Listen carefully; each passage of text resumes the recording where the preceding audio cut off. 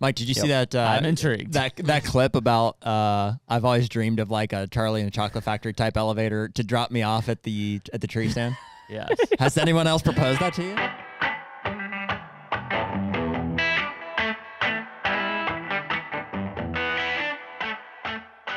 The HUNTR Podcast is brought to you by Deer Grow. Heck yeah, man. Dude, we put a lot of food in the ground every year, seemingly more and more, and we have a ton of fun with it during the off season.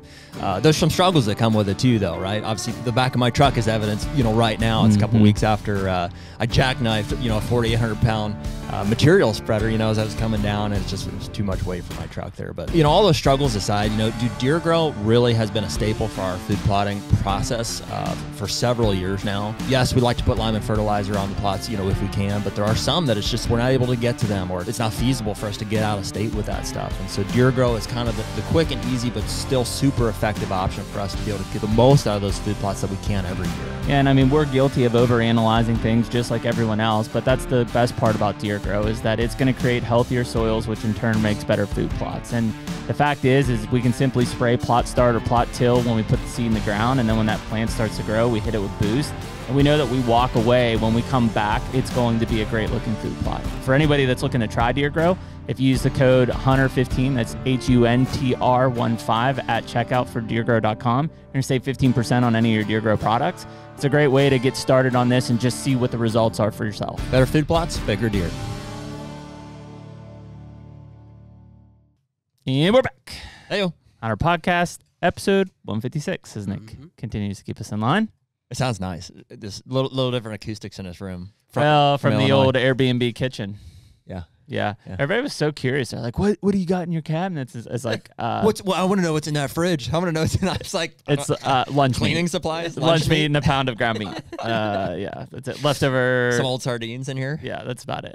What there wasn't was garlic salt. And critical. when we came to the final meal, which was spaghetti and meat sauce and garlic bread's what we were all hoping for. Wasn't there? Not only that, we misplaced the spaghetti sauce. Like, we got everything ready. We're cooking, and then I was like, "Where's the sauce?" I still haven't looked at my truck. Where's the sauce? I would assume it rolled out of the bag, and it's in the back of my truck somewhere. So I had to make a beeline 10 minutes to a little grocery store. Critical. Made it in time before they closed. Nice. Got the spaghetti sauce and the garlic salt. Hell yeah. Yeah, we kept realizing that we were out of stuff like after 7 p.m. and that's when everything closes. We're like, before that live podcast, I was like, we only have 3 beers in the fridge. And I was, frantically Googling. Our brains were shot by the time we got back to the Airbnb every day, basically. Yeah, I bet. It was just like, we just want to eat. You guys were going hard. In the paint, as they say. Mm-hmm. Yeah, I'm going back. You know that? I did. Yeah, I'm going back next week. Talked to after I dropped you off, my dad called me and we're going back. And I was like, so Dwayne's probably going to be riding with us to Kansas. Jared's going back to Illinois. And he's like, of course he is. Have to. I don't really have a choice. He's like, no, wait a minute. He's like, are you saying he's going to Illinois and then going straight to Kansas? I was like, yeah. He's like, crazy. I really don't have a choice. Yeah. I was feeling like when I, just to be home last night, I was like, boy, this is a quick turnaround. Like Wait, I mean, you're going to the farm tonight. We'll see. Yeah, I mean, if we get, I'm going tonight either way. It's Friday, November 3rd right now. Whether I have time to get in a stand tonight or not will be determined. Yeah. I probably not with wrangling the kids. Tomorrow evening I will. Tomorrow morning I won't. Dude, I had a great conversation with Jed this morning on the way here. Yeah. It was great for me. I know it's fun because he's going through the learning phases of hunting with a compound bow. Yep.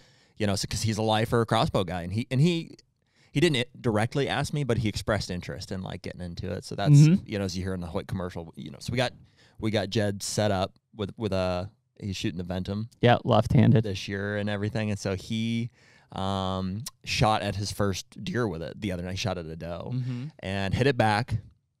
And did you figure out what broadhead he was using? It's a Rage Tri-Pan, I think. Okay. Yeah. I think I probably told him originally just, hey, start with a big big expandable because you're shooting 70 pounds and I've got his arrows set up for what he needs and stuff. And so he hit the thing back. He's since been back at the house and shot it, and he is shooting left, like a couple inches left. Like really? So he's thinking, I wasn't there for the whole setup process, so either his sight got bumped or something happened. Maybe his form changed along the way. I mean, dude, think about our first it's an ever evolving process, but especially those first 5, as a teenager, it's like, dude, I remember so many things would change my shot throughout the year, whether it was layers of clothes or angles from tree stands. It's like, I mean, there were no level, bubbles on sights and stuff when I grew up shooting. Like, I mean, and I shot my first compound. I shot fingers for a long time.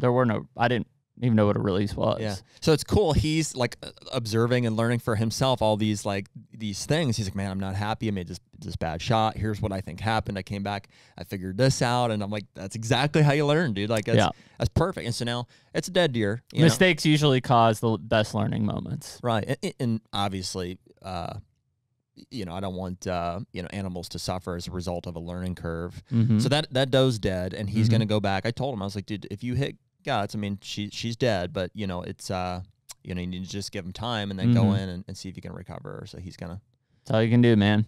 Yeah, it's, I think that, well, I mean, the bump site thing's a big one. Like, even today, if I was going out behind the house this afternoon, I would shoot 3 or 4 arrows today just because of we drove 9 hours. Just to make sure nothing moved in the case or since, shooting this buck or whatever. Just fire a few down, make sure the bow's on and everything's in working order, and then feel confident going into the weekend. Yeah. So, yeah, I mean, there's a lot of guys that, once the season starts, they don't shoot their bow. They shoot their bow up to the season starting, and then they don't. And I'm a big proponent of at least slinging, a dozen arrows a week or something, There's definitely a mentality shift. I know that my desire, or just like my consistency shooting my bow throughout the season, for some reason it does fall off. Well, yeah, you just don't. Your time is dedicated to a hunt, not practice. Right. So I just try. It's easy. Like, if I'm in my heading in the backyard, like, I sling 2 shots and then I walk into the woods.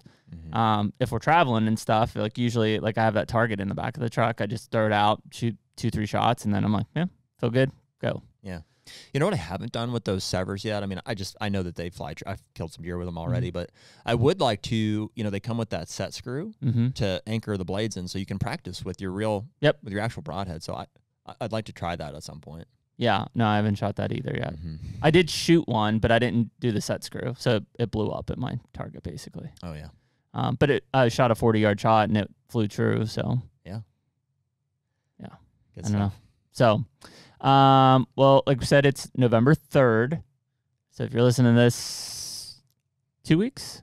Yeah. Yep. Yeah. So it's the mid-November at this point. Yeah. We are just getting into the best time. And if you're listening to this, it's kind of, you're right at the edge. Like, there begins to be, from a rut hunting standpoint, a diminishing return probably after listening to this. But I think, we've talked about it numerous times, whether it's in relation to the Illinois farm or in Ohio, somewhere around Thanksgiving, if you have food on your property, you stand a chance at killing a mature buck, where he puts that feed bag on, or he starts to check those food sources for those last few does coming into estrus.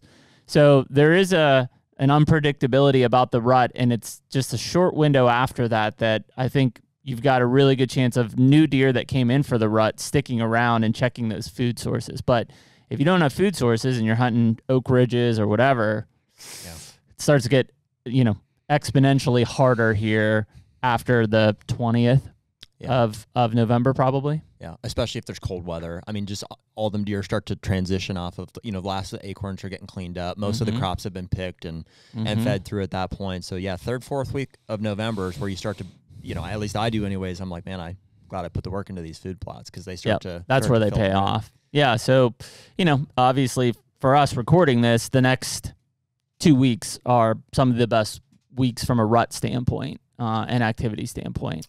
Yeah. And just to, catch up where we're at. So, like, if you guys watched the live the other day, that was just 2-3 days ago that we did that. We drove back from Illinois last night. Yep. With, still with optimism enough that I'm gonna quickly turn around, I think, and head back next week before we go to Kansas the following week. So that's where we're at. We just got back from Illinois last night, regrouped. I threw all my clothes in the washer.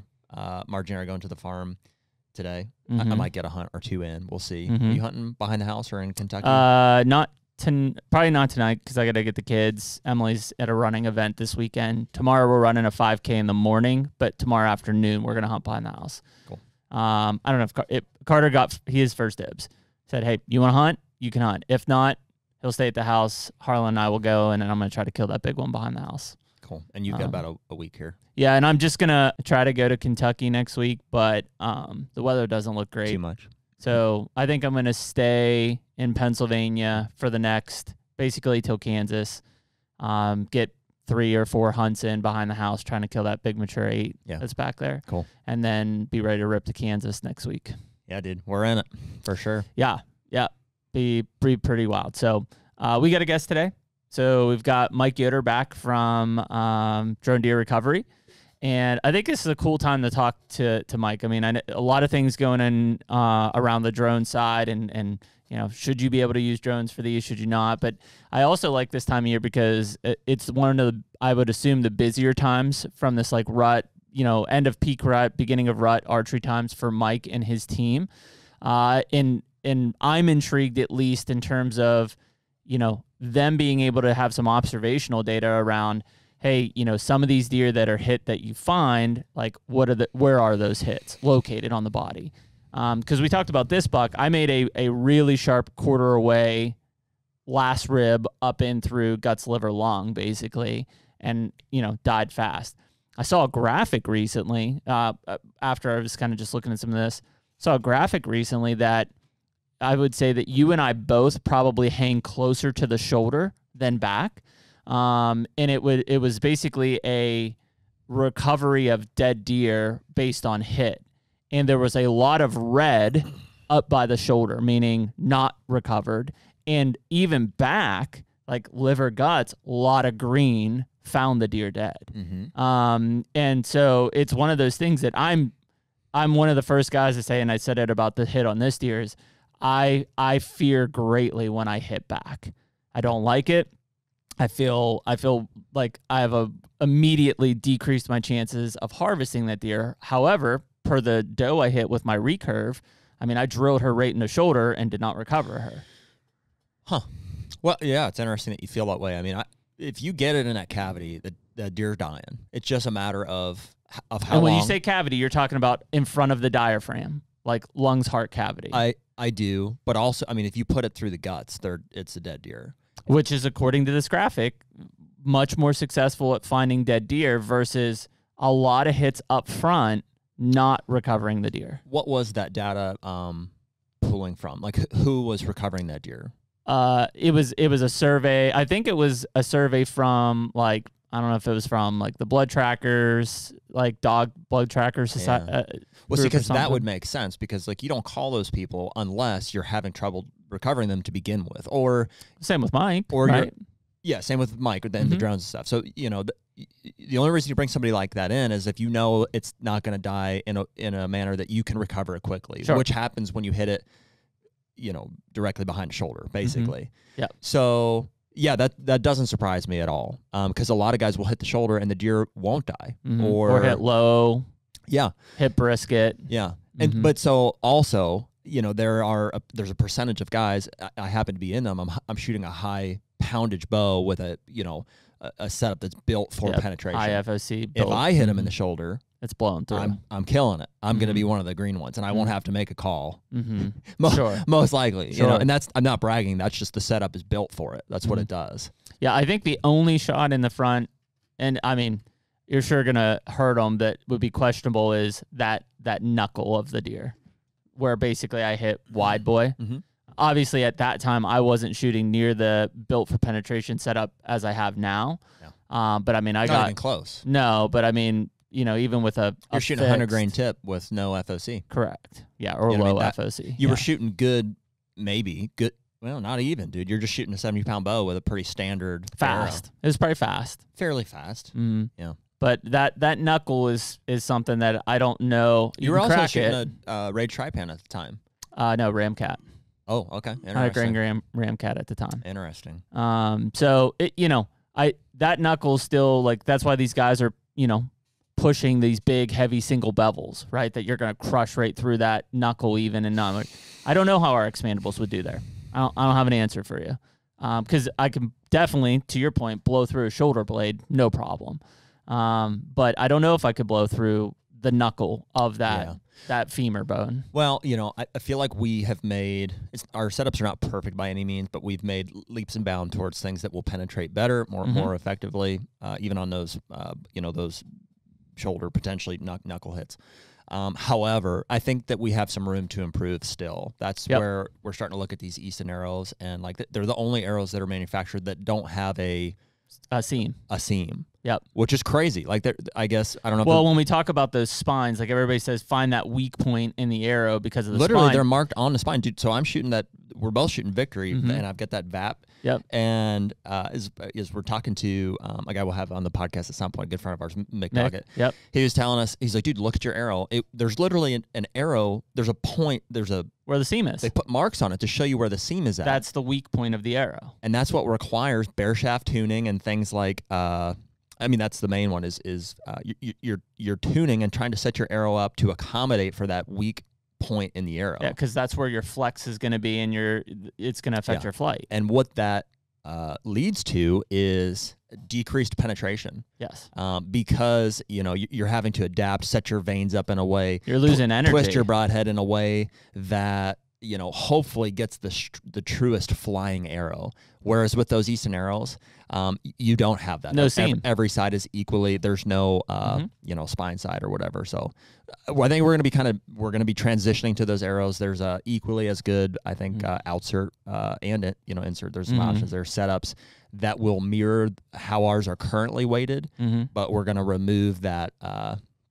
That weak point in the arrow, hopefully with that transition. And briefly, because I know we'll talk to Mike about it, but that was the first year that I've killed with a sever. I had a 2-inch titanium sever with that thing, and 43 yards, hard quarter away. Like that was the longest shot I've ever taken. I got 24 plus inches of penetration straight up through the cavity on that buck. And hit his opposite shoulder. Yeah, crushed him. Would have maybe got more if I had not hit the opposite shoulder. But that tore him apart. Yeah. It went 25, 35 yards and fell over. Yeah. So it kind of goes back to we like those very large cut on contact entry type broadheads. Obviously we didn't have to track blood on this deer. But dude, speak to a lot of guys, maybe not so much anymore, but like the original Rages and stuff, the original big expandable broadheads, that one of the major deterrents was that they could, at a hard angle shot like the one you took the other day, deflect. A lot of guys are getting deflections or none, or you'd have a 8-inch long cut as it kind of like skidded along the animal before it entered. That thing just, when it hit, it was classic thwack. Yeah. And he did not like it. And it's about as hard as angle shot as you could have taken. And I think we've talked about it before, like just in practice rounds, I'm shooting 125 grains, as are you. So my FOC is a little better than it has been in the last couple of years. My penetration on my deer target has been disgusting. I'm gonna just start calling that my Fock. Yeah, Fock. I like the Fock. As in meet the Fockers. Yeah, but that penetration on that deer target has been like disgusting. I'm talking like 12, 15 inches at 40 yards hanging out the other side of that Glendale buck target. And so I feel really, really confident with that setup and proven on this deer. Can you imagine getting shot square in the shoulder with one of our setups? Like if you just went like this and took it and said, go ahead. Whack! That would not feel good. Oh. That would not feel good. I would probably die. Yeah. I bet you would, Nick. I'm bleeding out here. It's just a scratch. Don't worry. Yeah, it would be, that would be brutal. So, but yeah, I'm interested to hear, because obviously Mike and the team are recovering stuff. And so they have as much firsthand observational data as possible on these types of hits and broadheads and everything. Also seen a lot of, those guys are hitting challenges that I assume they knew that they would, and that we maybe briefly covered on the last podcast in terms of legality of using drones to recover. You and I think, are a little bit in disagreement. Sure. Not disagreement, but like the way we're looking at it is maybe a little differently in terms of where is the line between recovering a deer with a drone or any recovery practice and hunting the deer. Yeah. Because the drone gives you that ability to know the status, there's not only the location, but also alive or dead. Yeah, you're going to find the deer with the thermal drone. You will find it, yeah. Now, if it's dead, you've recovered it, and I think we're both in favor of that. Yeah. If it's alive, Now what? Do you go and try to shoot it again, and that becomes a mercy shot recovery? Or is that considered hunting with a drone? Mm-hmm. That's a very fine line. Yeah. And so Mike, I'm sure, has the best way to kind of explain that to us. So let's get him on. Yep. And we're back, huh? All right, buddy. All good? And we're back. Oh, we're good. All right, sweet. You ready to rock? I'm just going to shut my phone down because it just keeps ringing. Yeah. Well, that's probably for what we were just talking about, Mike, is it's a busy time of year. People are slinging arrows and bolts at a lot of deer, and your phone is going to get called. It's been nuts. It's absolutely been wild. We talk about it all the time, like how wild it is, but like it's, like I have pilots riding with me that were watching the YouTube channel last year, and now they're like in the hot seat, and they're like, Mike, this is wild. I'm like, exactly. Like that's what I've been telling you guys. Yeah. Well, dude, there's never been like a surefire way to recover your deer before. Like kind of the best that we had up until, I guess, the creation of drones, or you guys, started offering the service was dogs. Dogs. I mean, that was always the thing. It. And those were hit or miss because it's like, well, do you know a guy with a dog? Like, how do we use these resources? They had limited time. They all, work and stuff too. Now, for the first time ever, and I don't know what you guys started your business within the past 2-3 years, right, Mike? No, just about 14 months ago. Well, but you were okay. So just last year was the first year then. Yep. Okay. Yep. So now for the first time ever, it's like we as hunters have the option to we can pay, there's fee with it, whatever, but we will find the deer. Yeah. We will find the deer. Yeah. If the deer is in the area, we will find the deer. Yep. I mean, if he's completely moved out of the area and he's over 1,000 yards away, then no, you probably won't find the deer. But 1,000 yards. Yeah. That's where you're drawing the line. I am saying that because like once you start going beyond that point, you're just aimlessly. I mean, shit, the deer could be in the next county over. And we're saying probably 1,000 yards from last blood, not necessarily the shot. Yeah, correct. Yeah. Yep. Well, and I think to your point, Jared, let's say it's at that 1,000 yards, then it becomes, well, now I'm just trying to find him. He's probably not dead. And now it's like, where's that line between using the drone to find that deer and what's happening versus recover that deer? Yep. Yeah. Yep. Which I'm sure we'll get into that. That is the biggest, if there's a moral question around, or even a legality question. I know, Mike, you're probably having this conversation like on a daily basis at this point. I know you're in conversation, or in some cases maybe fighting different states and legislations that's working against your business. So I mean, we're curious to hear that. Yeah, are we hopping right into the legal side of things, or we're ripping, man? We're live. Yeah. So the legal stuff is definitely it just. Honestly, when I started it, I never thought I'm the guy that the people are calling to talk about legal stuff.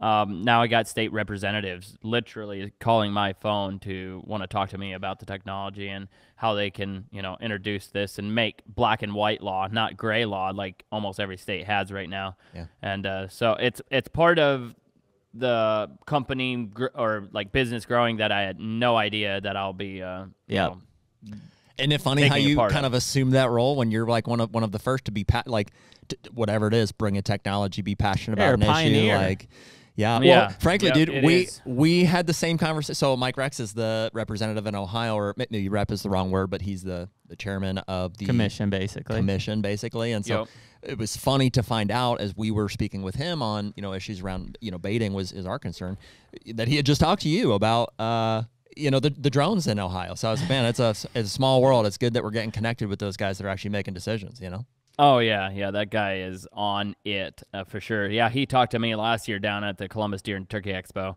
and at that time, he already told me that he's interested in the technology, and I think him and some of his buddies may have invested in the technology. Yeah.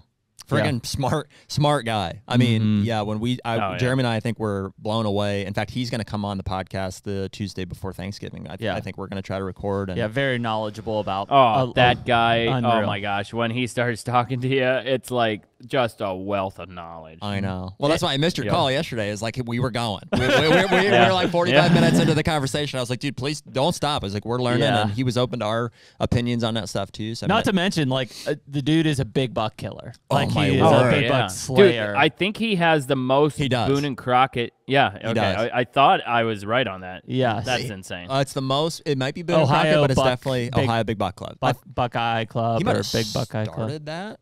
He either started it and or has the most entries. Yeah, for sure. Well, he said him and his kids have 51 entries. Yeah. It's nuts. Yeah. Yeah, crazy. But That's wild. yeah, Mike, one of the things we were kind of talking there pre-podcast is, I know Shane Simpson from the dog side does it in terms of trying to keep track of like, what they shoot it with, where they find it. But, the dog thing is again, you probably, unless you bump it, like, you don't know if that deer is still alive or dead. Like, it's just. Yeah, I was just talking to a guy out of Michigan that does dogs, and he's calling me because he's not against the technology at all. He thinks that this should just be another tool that a hunter can use. But yeah, he was basically, he's got a lot of dog knowledge, and he's telling me that, yes, they won't recover those deer, the deer that are still alive and on the hoof. They will, give their opinion on if they think the deer is alive or not. But there's no, okay, so when a hunter says, well, I know I was back or I was low or I was here, I was there, that's what they think. But there's no way that the dog can tell you where that shot was like this drone can. So that's one thing that I tell people. It's like, yes, a dog might be great to track a deer down that is actually dead, but if it's not, like, you have no idea where that hit actually was. We've talked about it before. It's like, you think you hit it here, but where you actually hit it when we find it is completely different. Well, there are clues though, right? So like up until, it's funny, like there's this hard line of like before drones and now with drones. So like before, I mean, dude, guys were, you would go literally, you would call 3 or 4 people and be like, here's the information I have. Arrow looks like this. I think I hit it here.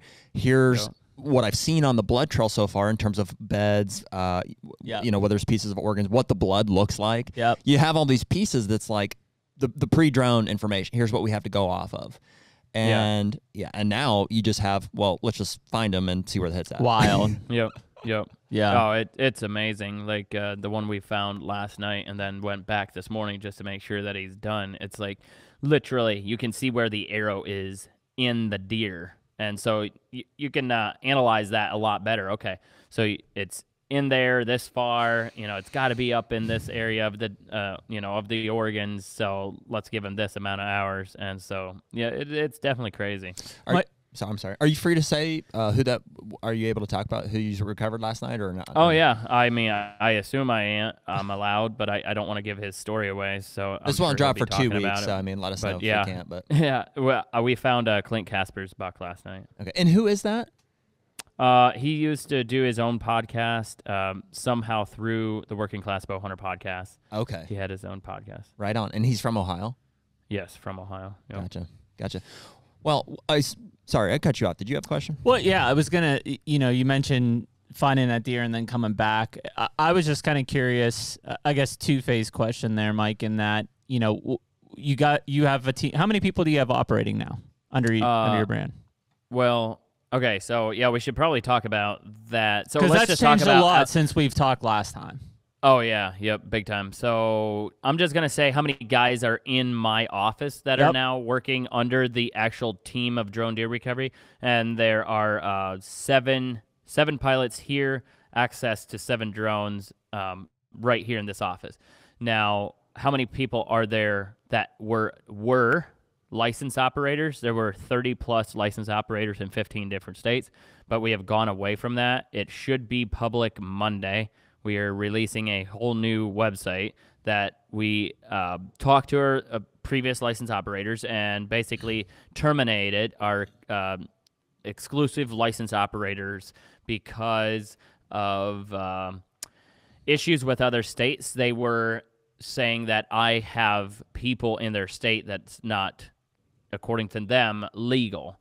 So I had to figure out what is best for the company. One is I don't want to be in a bunch of different lawsuits. I'll be in one for right now. But when I got a cease and desist from the state of New York because there is a licensed operator, even though we in the contract separate the company from that operator, they still include you in some way. And I was wanting to help more people that come to the website that are looking for a thermal pilot to be able to find their carcass, that we just didn't have enough. There was not enough pilots to go around. So we had just yesterday I got the stats. We have over 40,000 people going to our website, either to want to fly drones or want carcass recovery or some form of something from drone deer recovery. We had so many leads coming in areas that we don't have operators.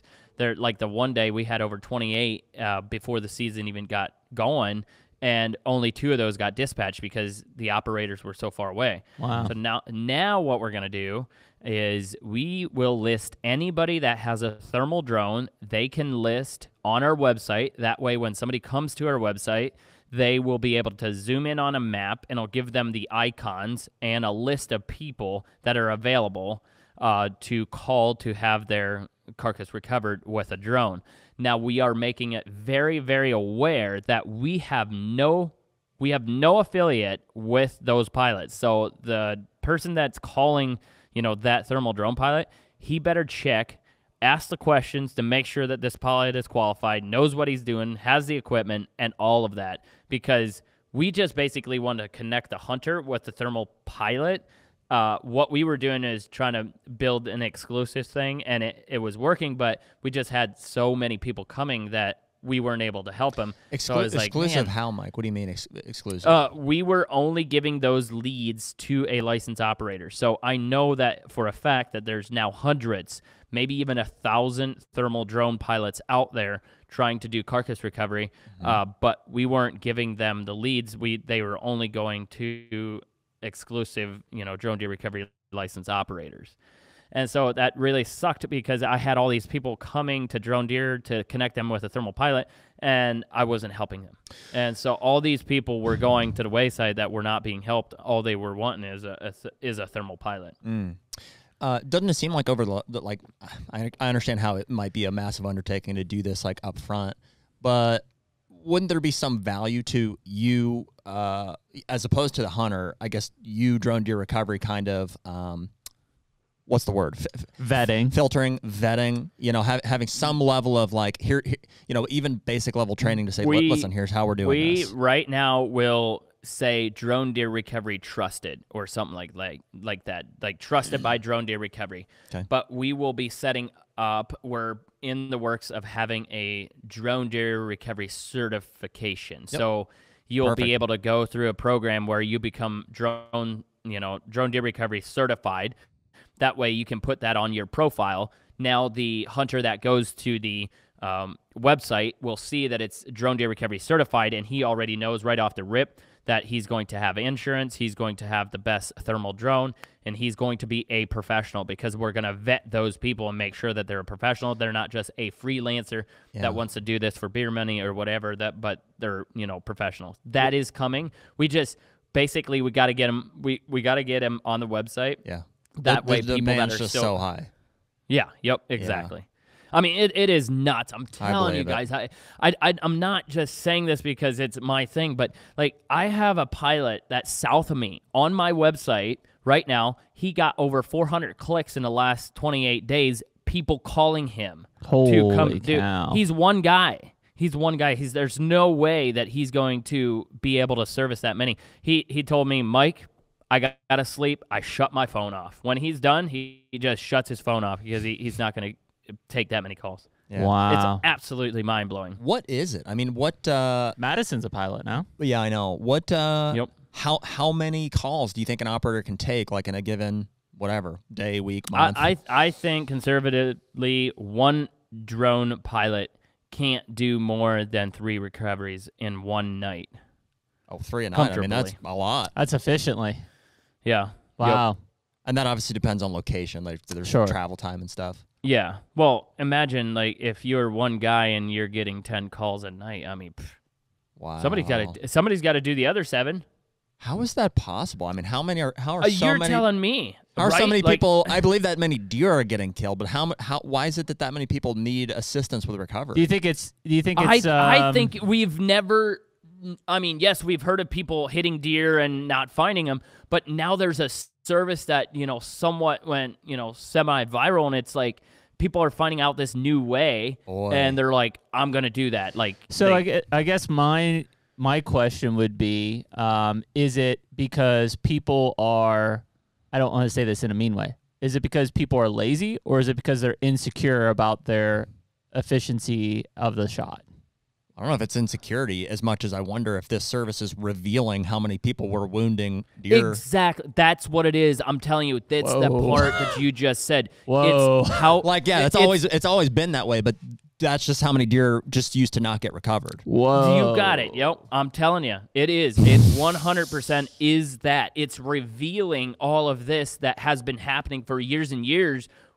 We just didn't know about it. Well, you want to talk about a population dynamic effect at the landscape level? I mean, think about, like, we just talked to Mike Rex, and he's like, what did he say? Last year was the second highest harvest that Ohio's ever had, right? But think about previous harvest, prior to guys like Mike and drone deer recovery, how many deer died because they were just never recovered and checked in?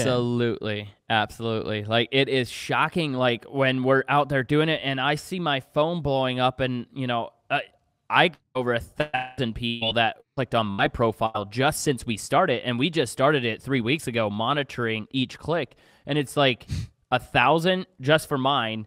And all the other guys that are on there, I'm telling you, if we get this data, it's going to be shocking how many deer are actually wounded. Dude, you have such an amazing opportunity to collect some statistics that probably nobody has ever been able to. Yes. Are you guys doing? You have any kind of effort to put into, like, what type of weapon is being used? Like, I run down the list of, like, different things. I would love to catch all that data, but just the data that we're collecting right now is sometimes more than we can handle. But dude, I would love to. We just need to build an easy system. Digital management system. In terms of working with these states, Mike, there's probably nothing more valuable you can offer other than the service that's already being there. What if you could go to these states and say, hey, listen, of these 40,000 people that called us, X amount of them were using crossbows versus bows versus firearms. So we want to integrate that. Mm-hmm. We want to integrate that into our app that we're wanting to build. There you go. So imagine this app that it's drone deer recovery. If you need a deer recovered, you go to the app just like you would Uber, but there's going to be more questions in there, right? Compound, expandable broadhead, all that type of stuff, and it'll collect the data and then store the data. And when we need to read it, we can go in there and pull it out and be like, okay, this is how many deer were wounded. This is how many were found. This is how many were not found. This is compound, all that stuff that you're talking about. But it has to be easy, right? A computer has to do it, because if you try to do it manually, it's got to be easy, ridiculous. and there's got to be incentive. I mean, you might even build into your cost or offer some sort of a minor discount for answering that survey. Say, hey, here's a $10 off your recovery for answering these questions. I think people will answer it anyways. It's just like, I think they have to do it as they go through the app to get a thermal drone pilot out there. Well, and frankly, because it's vital to the recovery, to knowing how quickly we should go after, and so maybe you just build that into the application process. So Mike, obviously not holding you to exact statistics, but like this year alone, what is the percentage of deer you end up finding dead? Oh, not good. I was just talking to the guy out of Michigan. I think that right now we're on track to find about 30% of them dead. Wow. Yep. So last Saturday, just out of my office, not all the other guys in Ohio, we went out and we looked for 11 deer, and we found all of them except 2, and only 4 were dead. Dang. Like, that's crazy. Well, I mean, think about once you get to a point. Does it make sense to you? Like, just because, like, if you make a 12 ring, you don't call Mike and you find it. Right. Well, it tells you guys are fairly effective at blood, recovering, fairly effective at covering deer that are dead. Sounds like they're slinging arrows. Well, it sounds like guys are more effective at recovering than they are at making good shots, is what I'm hearing. Yeah. Well, maybe not. Maybe just from that data. The people that call you, that may be true. But we don't know how many people are shooting and recovering easily. I would argue that, I want to believe that, how many percentage of people that shoot deer do you think end up calling Mike's service? It's got to be less than 10%. So, right? Oh, yeah. I mean, well, I don't know. I mean, so here's where I was. Because you're weeding out guys that, that kill the deer and recover it, or that won't pay the recovery fee. I don't know about Ohio, but remember we talked about Kentucky, where I could go into my county during that day and see how many deer were killed. Yeah. it would be interesting to see that and compare. So to Mike's point, if he had 11 people call him, how many deer were checked in that day in that area? Oh, dude, yeah. Because now you could see, okay, What's your market share is basically the question. 100 deer were killed and 10 people called me. 10% of people, There you go. Yeah. But maybe it's more shocking than that. And then how many people don't call Mike and didn't find it either? Yeah, right. Yep, exactly. Oh, because there's definitely people just not calling because they don't want that knowing that they wounded a deer. I was going to say, it's embarrassing to them. Yeah. I mean, to almost all hunters. It shouldn't be that way. Like, after we found Clint's buck this morning, like, yes, he might get, those keyboard warriors on the backside giving him crap about the shot. But, dude, it is bow hunting. Yeah. Things go wrong. Like, it's not absolutely perfect every time. Yeah. The HUNTR Podcast is brought to you by Hoyt Archery. Oh, dude, it's almost fall. You and I are both going to be in a tree stand with brand new Hoyt bows. We're going to be shooting the RX-7 carbon bow this year. I know Hoyt's also got the Venoms out, both equally smooth shooting, quiet bows. Heck yeah, man. And we got a convert on our hands this year. We got a lifelong crossbow guy with a vertical bow in his hands for maybe the first time ever, a good friend of mine. And we got them all decked out with the inline accessories from the QAD integrated Ultra Rest to the quiver. And also he's got the SL sidebar mount with a couple of stabilizers from Hoyt as well. So that's going to be a sick shooting bow. Yeah, and Hoyt's been cool enough that anyone listening to this can save 20% on any of the soft good apparels online using the code HUNTR, HUNTR, no E. And if you want to look at the latest lineup of Hoyt bows, check out your local Hoyt dealer. Get serious? Get Hoyt.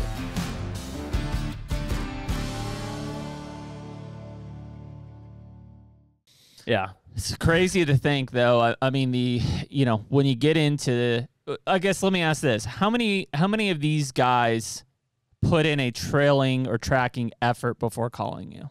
All of them.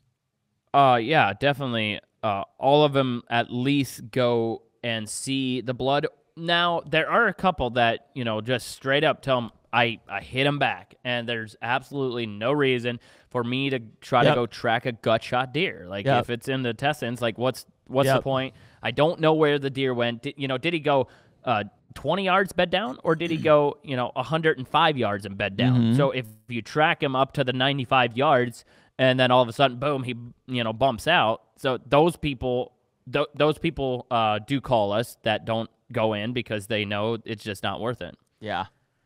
I'm curious. I don't even know if I asked the percentage split. Does anybody call you to recover does, or is it 100% of them are bucks? Yeah, 100% are bucks. I had one call for. Oh, this is nuts. I don't even know. They shot 3 does and couldn't find any of them, so they wanted to try to find them. That's wild. I said, wait, Jared Prussia? I said, wait, are you? Oh, I find. Are you telling me you guys all shot does tonight and you can't find any of them? He's like, yeah. They're like, well, no, he shot 3 of them. Oh my gosh, that's crazy. Well, I mean, dude, if you figure that statistic of how many of the that we were blown away by in terms of how many were dead and how many were alive, I mean, I'd say double it. Yeah, double it, and they're does, and they're just not calling because they're not going to spend $500 to recover a doe. Absolutely, well, that's where that harvest data that gets thrown out of whack. Number one is how many people actually are doing confirmation numbers. Like, I know it's the law, but how many people are actually calling in and checking in their deer? I gotta believe it's pretty good, right? I mean, I know. Let's give him that. Most sportsmen are good, so I would say in Pennsylvania it used to be sub 60%. That would check in their animal. And how would you check it in? You had to take it in somewhere. You had to do a card.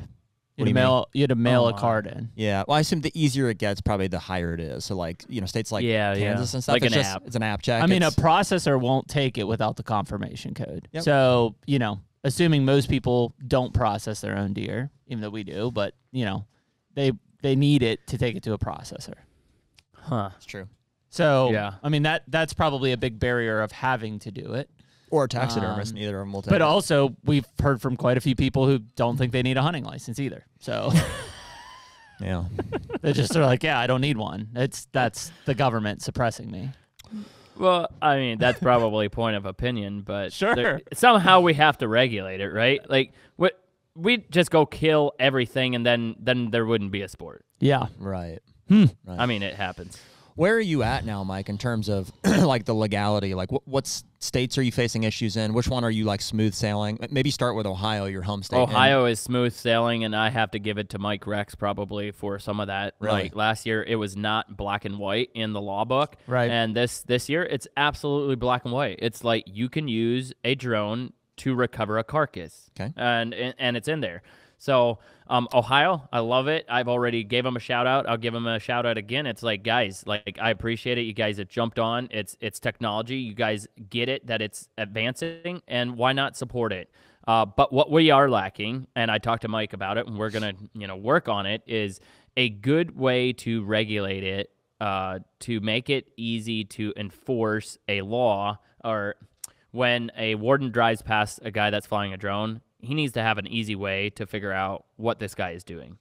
And so, yeah, that we're going to probably be working on some type of What do you mean by that? What's the purpose?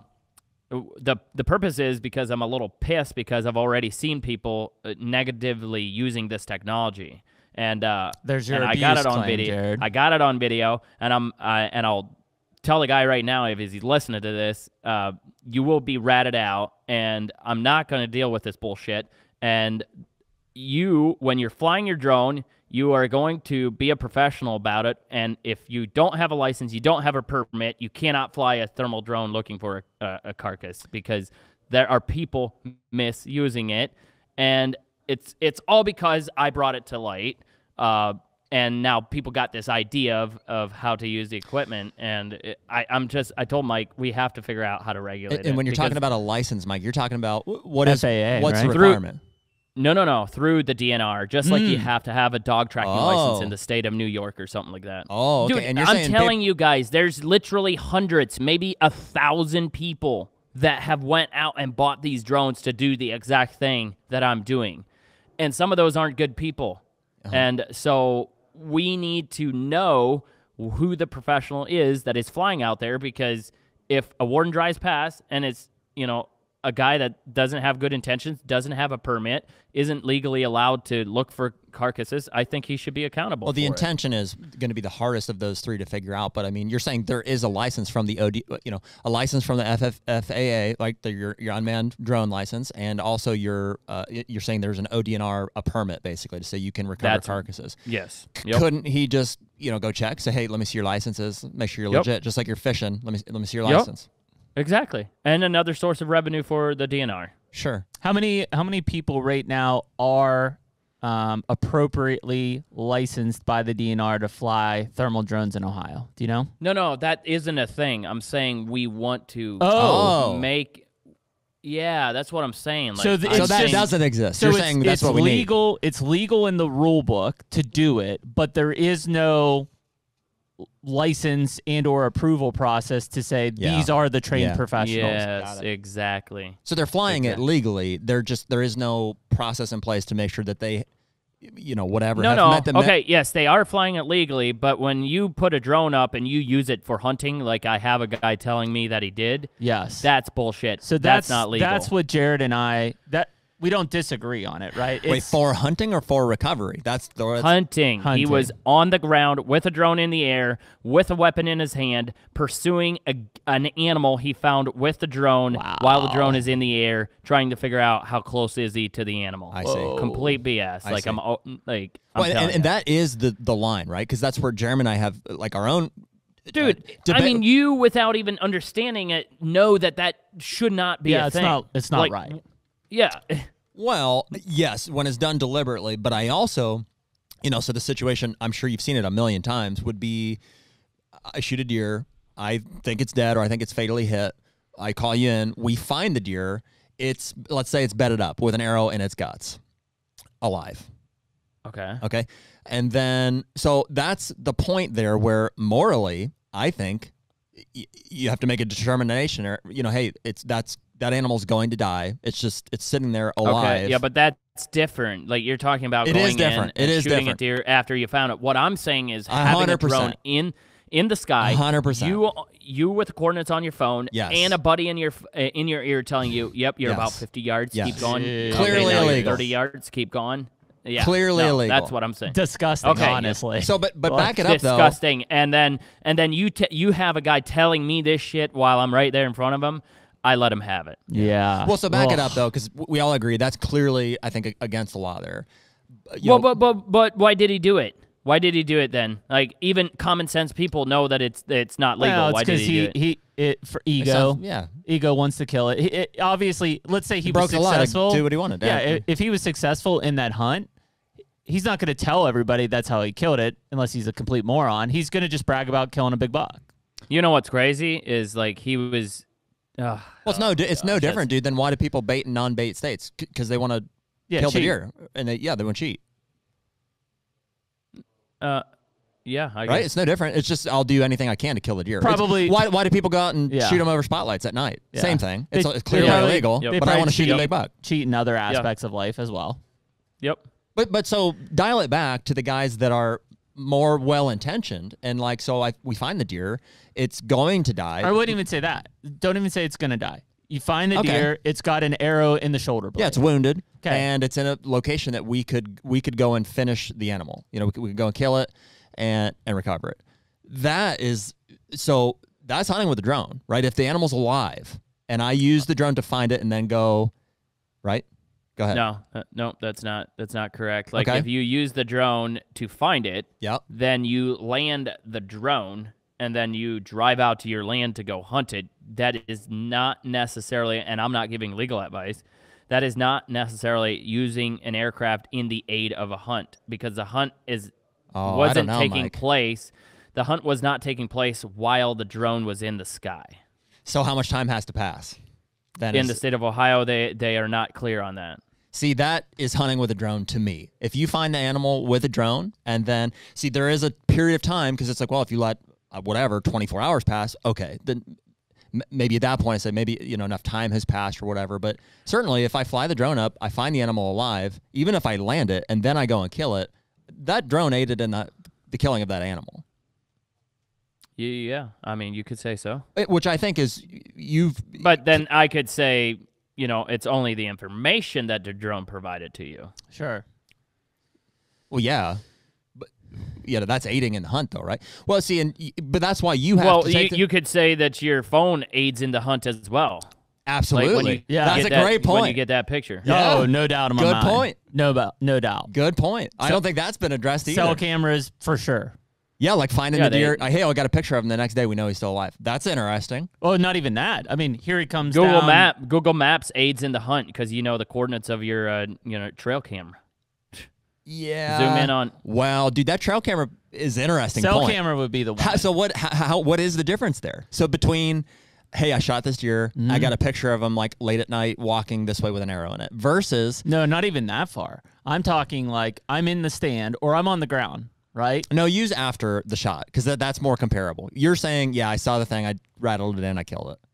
Yes, that has its own morality, but after the shot is very similar because at that point we're in recovery mode. Sure. We shot the thing already. Sure. We want to try to recover it.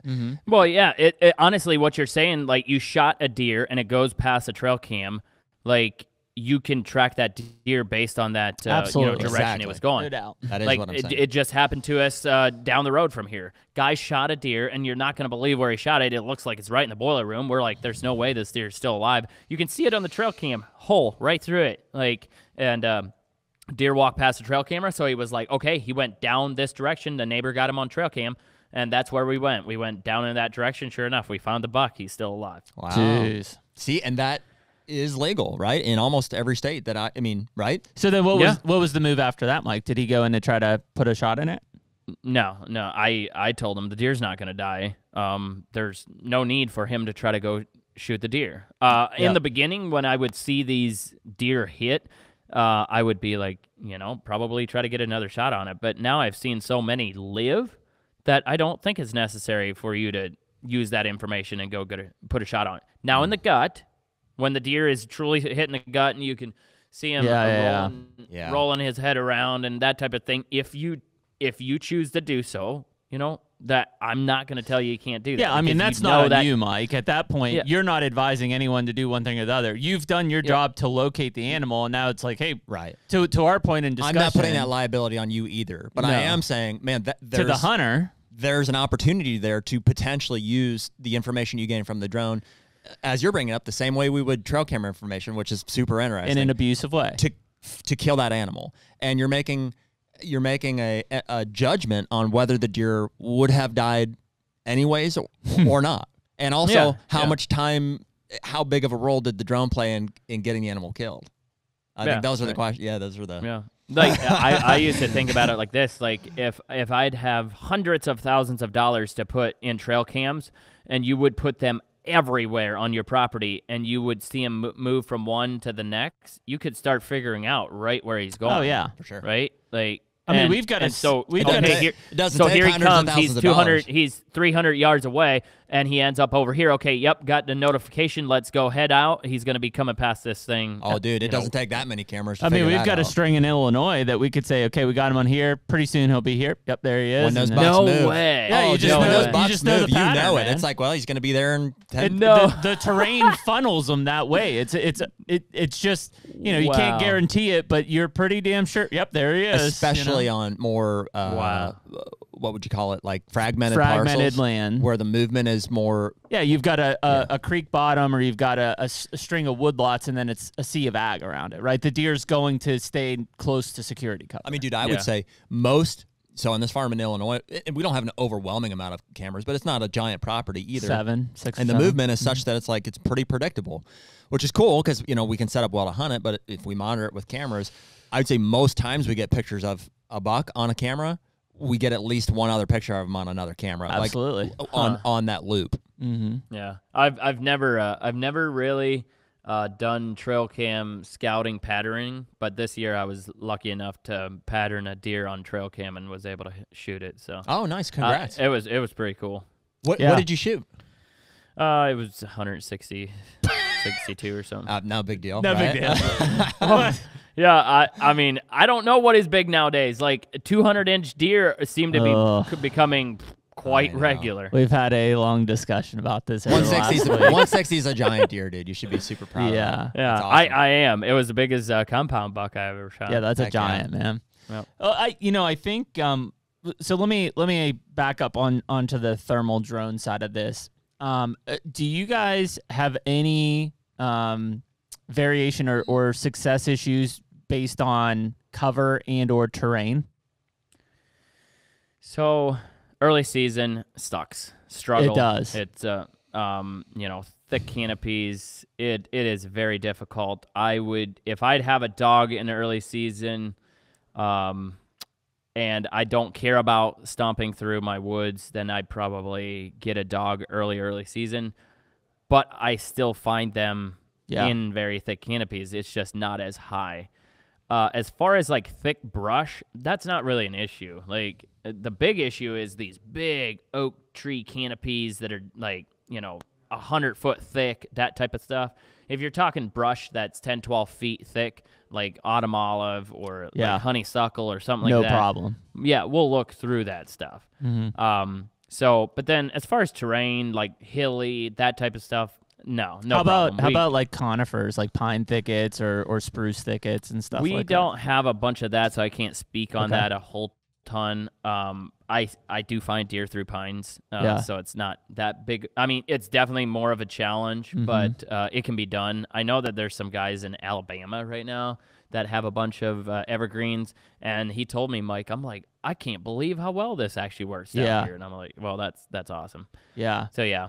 That's kind of well, because I just, you start to look at like the different terrains and things like that you have, and just, even where we've found some of these deer, especially these wounded deer, where they try to kind of bury themselves down in there and stuff. Yep. And I think a lot of times, I couldn't tell you the number of deer that I've killed that I've probably walked by once just because of how they were buried, Yeah, yep. Oh, that definitely happens. I just got a notification from a pilot in another state that found one buried underneath a cedar tree this morning. He actually sent me a picture.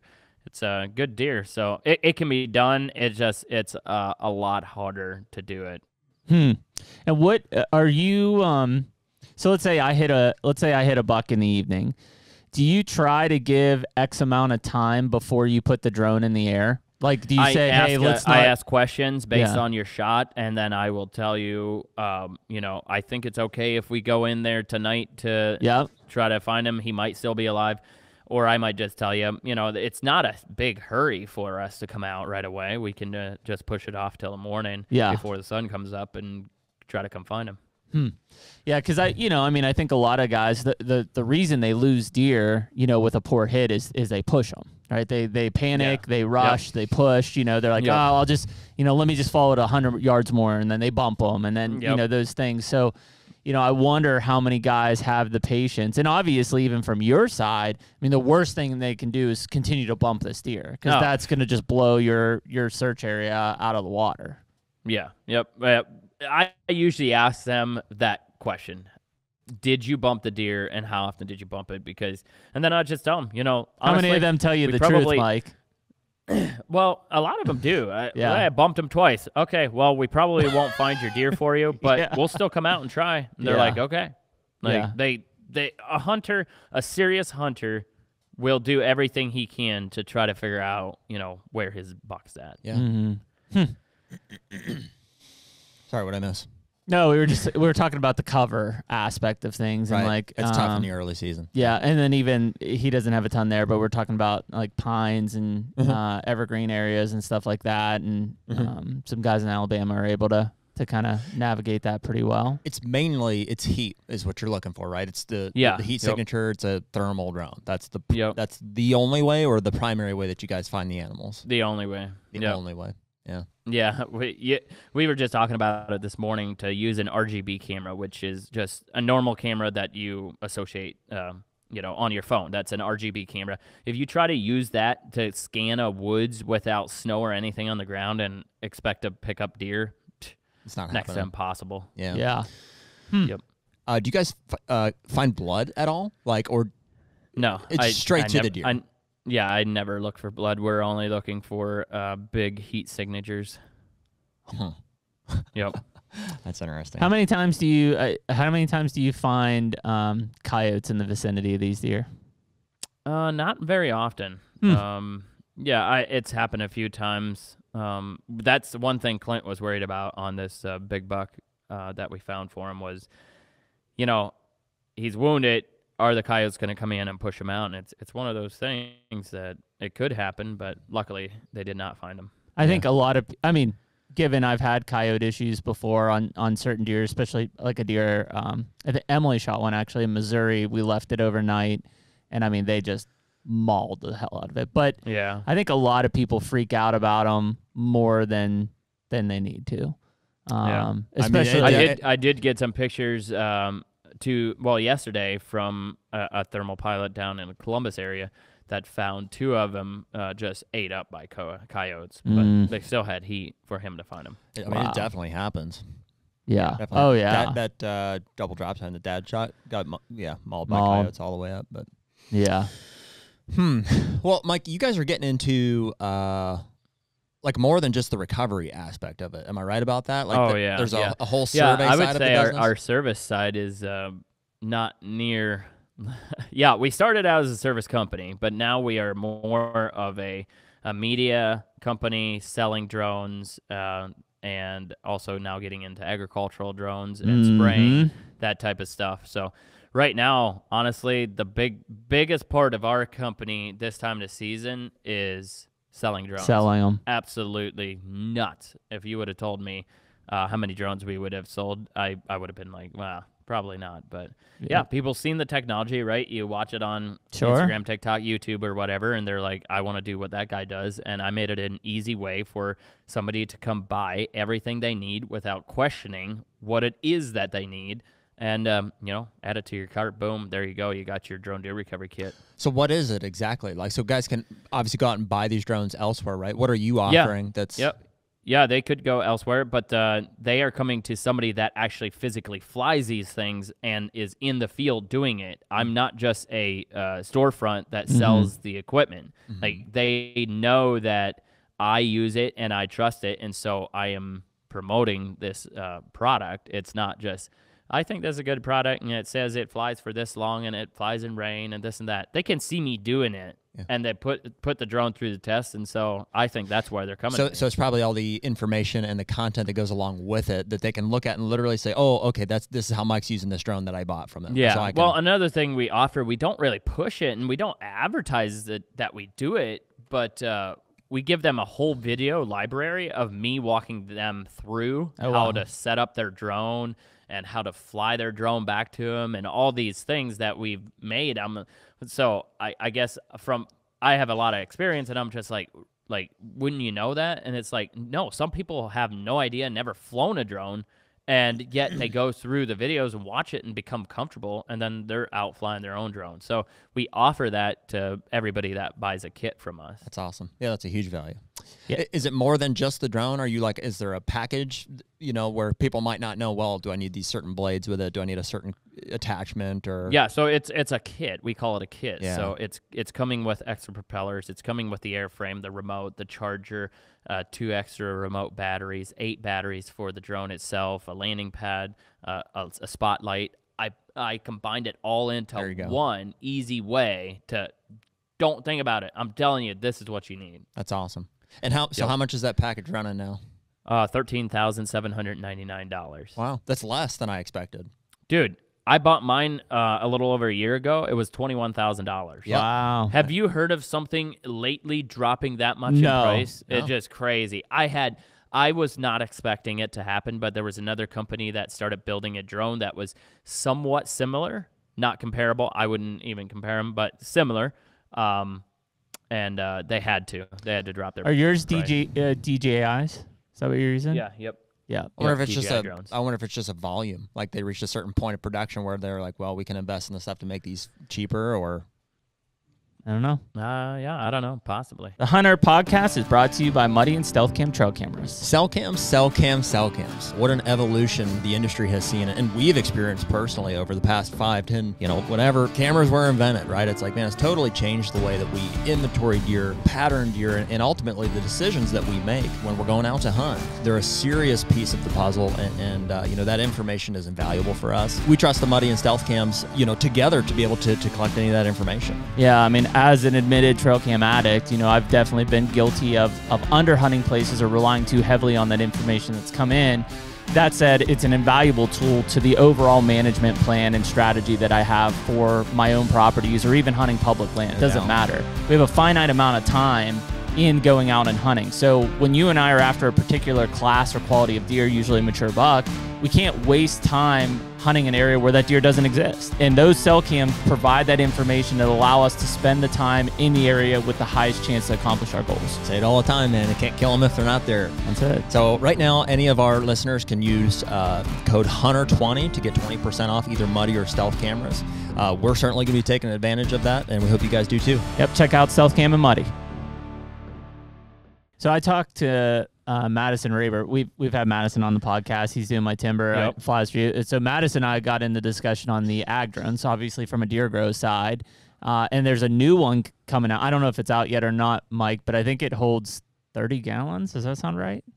There are some drones that hold 30 gallons, but I don't think that those drones are as efficient as DJI's drones right now. Okay. Which hold about how much? The T40 right now on the market that you can buy is 10.5 gallons, but the T50 that's coming in will hold 15 gallons. But it's not all about how much you can take with you. You can take all that with you, but can you get it all out in an efficient way with the battery So that what you is have? that? What's like the spray rate, Mike? So like how much would you expect to put down per acre?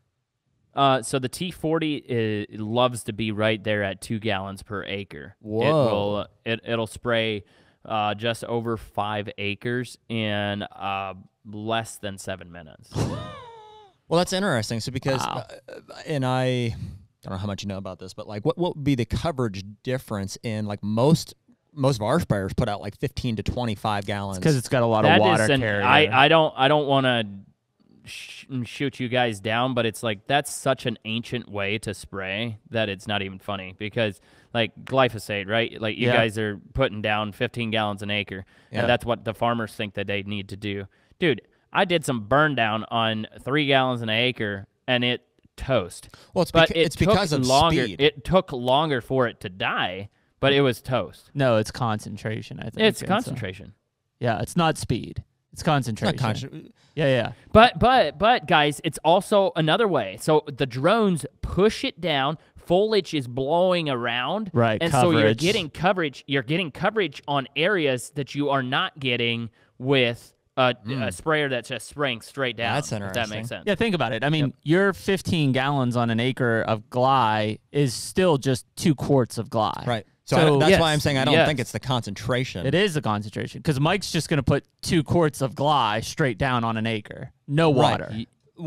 That's what I'm saying. The ratio I don't think matters. It's not like you're diluting it necessarily. It's just how much of the product you put on the same. Yeah. And no, I think you are diluting it in some way. You right? are absolutely, but you're putting the same amount down on the same amount of acreage. Yeah. I'm still putting 2 quarts down per acre, regardless of just if diluted in water over Right. a longer time. And how did we come up with that gives you better coverage rate? So because the slower you go and the more liquid you put down, I would think that would cover more completely. No, wouldn't it's just because the sprayer can only put out so much at a certain speed at a time. So you have That's the other big factor. It's like I can't drive 20 miles an hour to put down 2 quarts per acre. Which a drone can. Yeah, without also having. see. Yeah. Yeah, but I was also told I don't know what you call people that are experts on plants. But I was told that a plant's leaves feed from the bottom or something. And if pores. that is blowing around, right, if the leaf is like going up and down and you get glyphosate on the bottom of it, it's not going to take a whole lot more to kill it. Well, you say it takes longer to kill. That doesn't make sense to me. Why would that be? I guess I think it's because of the water carrier. So again, I'm not an agronomist, but I own a business in the space, okay? So the big thing around any kind of herbicide or liquid fertilizer or anything plant-oriented, right, is water is the carrier, meaning water has to be absorbed through the plant to carry the chemical or the fertilizer through the plant. Is it literally water? Yes. Is it like hydrogen and carbon, or is it liquid it will absorb? It's liquid, but you're not going to put 15 gallons of Gly on a food plot. So you use water as the carrier. So in Mike's but case, why? Is it necessary? Yes. Like No, it's listen, absolutely if my necessary. sprayer can cover, if I can put, which sounds like way closer to what Mike's doing than what these traditional sprayers will do, if he doesn't put any water in it and he just says, hey, I can cover an acre with 2 quarts of Gly. He still needs water to carry the chemical through the plant. That's how it gets through the plant. How much water? What is your ratio? How much? So in a 10-gallon sprayer. The way I figure it out is basically if you figure out your 2 quarts per acre for your glyphosate, I've 10 acres, 10 times 2. I add that, and then basically I fill the rest with water. So 20 quarts. So you're half and half, just about. So 20 quarts is what? 5 acres? 4 gallons. No, 4 of Gly for 10 acres.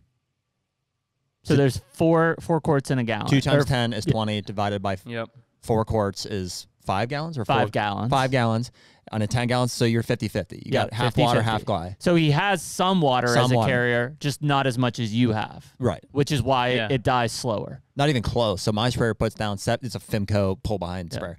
Puts down but the time that it takes you to spray that stuff, dude, like no-brainer. we're so ancient, it's not even funny. I did 25 acres for a farmer spraying glyphosate on beans. And he was not convinced that it's going to kill it at 2 gallons an acre. I said, I'm willing to try for you. If it doesn't, I'll come back. And I sprayed 5 different fields, 2 quarts, 5 acre fields. 2 quarts per acre is what you mean, right? Well, I just go gallon total solution. Total solution per acre. So you had 10 gallons of solution divided by 5 acres. Well, 2 gallons would be 1 gallon, which would be 4 quarts. No. Yeah, of Gly. What's that? You said 2 gallons. Which and at your rate, you're 50-50. So you had a gallon of water, a gallon of Gly, correct? No. So let's just spray 1 acre. Okay. Let's just spray 1 acre. 2 quarts of Gly. put your 2 quarts of gly in there, and then fill the rest with water till you have 10 and a, or what did I say? 2 gallons in there. Mm-hmm. Yeah. So So Yeah. 50-50. No. okay. Two quarts is not 50-50 with 2 gallons of total solution. Okay, so 1 acre, 2 quarts, so it'd be 1 gallon of So total liquid, So for 5 acres, Okay. he's putting in 10 quarts of gly, right? which is what? which is how many gallons? 2.5. Okay. 2.5. Yep. That's And then right. he's putting 7.5 gallons of water in to get to 10. Why would you do that though? Because that's now you're more diluted than our previous. Scenario. The dilution is not the dilution is not happening. I can't. Right? I'm up to 9. That's all I can figure. It's the carrier for the chemical. What's the minimum amount of water required for adequate uptake of glyphosate? That's according to if you read the label, the minimum that they want you is 3 gallons per acre for glyphosate. 3 gallons of water. Solution. Total solution. Mm-hmm. Yeah. Okay. Yep. So in that case, there you would need. And it's not 2 that quarts it's not going to work, right? and It's just going 2.5 to go gallons of into water. the plant, and then think of it this way: when you get a rain, right, that pore's going to open back up, and it's going to push the Yeah, solution suck further it. through the plant. Sure. Yeah. Sure. So you eventually get the full carrier you need. Yeah. It's just when Yeah. you get a quick kill, it's because you basically rained on it with the water to soak it all up.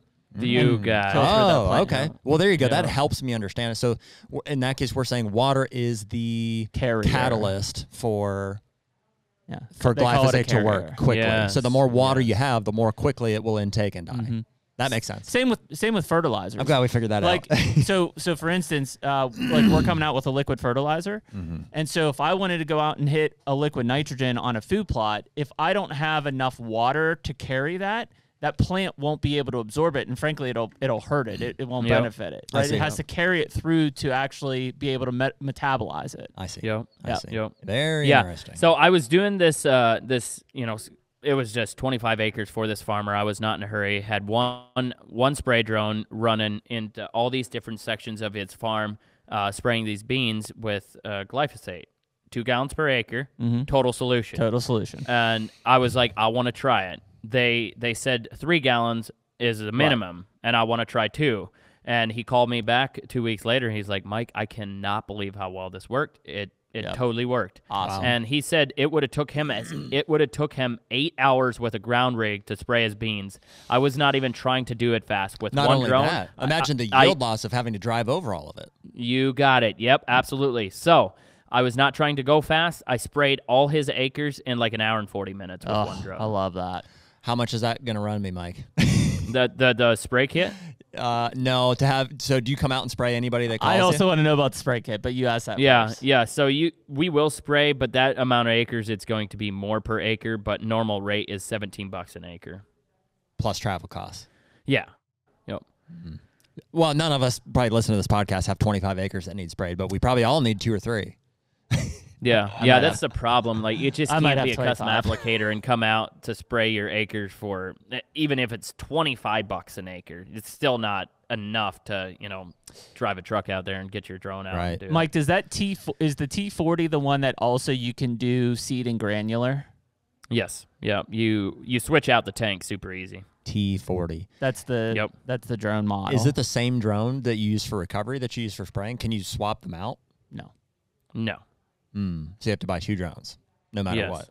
Yep. What's the T40 kit running? The way I've set it up right now, it's 33,900. Yeah. Interesting. I've been running a TI-83. Yeah, the old calculator. Texas Instruments. Oh, there you go. That's what I was looking for. Thanks. Yeah, I mean, from an efficiency side, because the one thing, especially when we get into, well, if we talk about like deer growth, if we do plot boost or we do liquid fertilizers, the last thing anybody wants to do is run over their food plots to spray them Oh, again. dude. I Yeah, hate doing right? it. Okay, so what is the minimum water requirement for plot start? I don't know. I'd have to ask that. That would Okay. be on the agronomist side. Okay. So it's 32 ounces per acre. Because that's a soil contact, not a No. Plot boost is boost is foliage foliage. contact. I'm telling you, the drones will overtake all farming industry. Even I would agree. on this food plot thing. I'm telling you, I don't have the data in front of me, but when you talk about crop damage and running over something, you can literally figure that out with the width of your tire and the length that you're going. The only thing you can't quite figure out is the turning radius of how much that damages. So plot start would be interesting because it's soil active. I probably can do straight plot start knowing that the rain is going to activate it in the soil. So I don't need a water carrier for it. Okay. I think the water carrier is only for foliar. So in the drone, sprays. you would just go straight. Foliar feed. Something that's going to feed through the full. Yeah, I would go straight 2.5 gallons per acre. So in Mike's case, I could do 4 acres of food plots. And would you say how long would it take you to do 4 acres of food plots? I don't know, maybe 4 to 7 minutes. Holy shit. So My wife wouldn't divorce me anymore. Is that all manual, Mike, or how are you like gridding the field? No. If you're flying manual, you're not doing it right. You just tell the drone what to do, and it's going to be accurate within inches. So, and how does that work? How do you program the drone?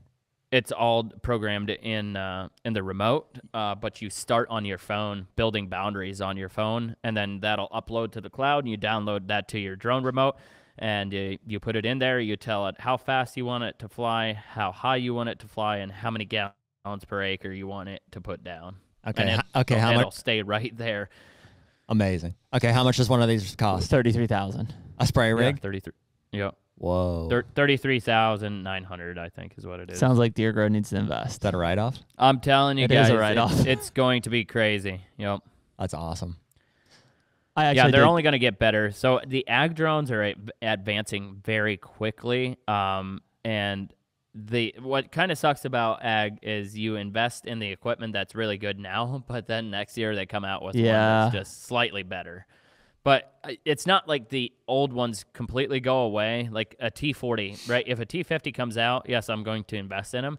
But my T40s aren't trash. Right. They just won't work as good as a T50. And they continually update the software, I assume. Yeah, to process faster and that type of thing. Yeah, when we were first flying the T40s in Indiana, it was pathetic, the reception they had.